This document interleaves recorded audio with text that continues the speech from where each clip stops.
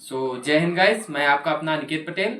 और मैं आपको अब जो बताना चाहूँगा कि आप नेवी एग्जाम फेज 1 और फेज सेकंड और फाइनली मेडिकल तक आप कैसे अपने आप को सेव कर सकते हैं और आपका सिलेक्शन हो जाए। और मैंने फेज 1 क्लियर किया था नेवी का, but due to reason of accident हो गया था, जिसकी वजह से फेज सेकंड नहीं देने जाने पाया था। कोई बात नहीं, जानकारी पूरी है तो आपको मैं बताना चाहूँगा।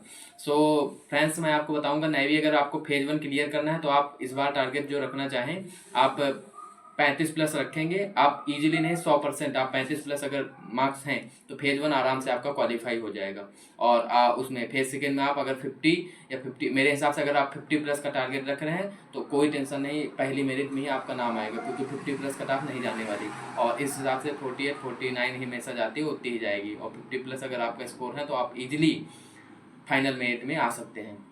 तो मैं आपको बताना चाहूँगा आप फेज 1 में कैसे अच्छे नंबर स्कोर कर सकते हैं। जैसे उसमें फिजिक्स आती है 25 नंबर की, मतलब फिजिक्स और साइंस उसे कहते हैं। उसमें फिजिक्स, केमिस्ट्री के 3-4 क्वेश्चन, बायोलॉजी के 3-4 क्वेश्चन, तो आउट ऑफ 25, तो जिसमें अगर नॉर्मल लेवल भी पढ़े होंगे एवरेज, तो आराम से आप 12-14 क्वेश्चन कर सकते हैं। फिजिक्स से इतने हो गए। उसके बाद आप आते हैं मैथ में अगर आपने 25 क्वेश्चन आते हैं तो उसमें आप आराम से 10 से 15 क्वेश्चन कर सकते हैं, तो 10 से 15 क्वेश्चन आराम यहाँ से हो गए। उसके बाद बात आती है उसकी इंग्लिश की। इंग्लिश में आप 25 आती है, आराम से आप 15 to 20 नंबर आराम से गेन कर सकते हैं, नो डाउट, कोई टेंशन नहीं रहती अगर आप अच्छा पढ़े होंगे। और उसके बाद बात आते हैं जिसमें जीके, जीएस और रीजनिंग और अरिथमेटिक वाला लेवल, जो जिसे कहते हैं 25 नंबर का हुआ था। लेकिन आपको बताना चाहूँगा कि फेज 1 में जो आती हैं उसमें जीके 15 to 16 नंबर के 17 नंबर की आती हैं, बाकी रीजनिंग आती है। मतलब मेनली जो टारगेट रहता है 20 नंबर मान लो जीके और 5 क्वेश्चन उसके क्या कहते हैं अरिथमेटिक, और कमी आती है इसके क्या कहते हैं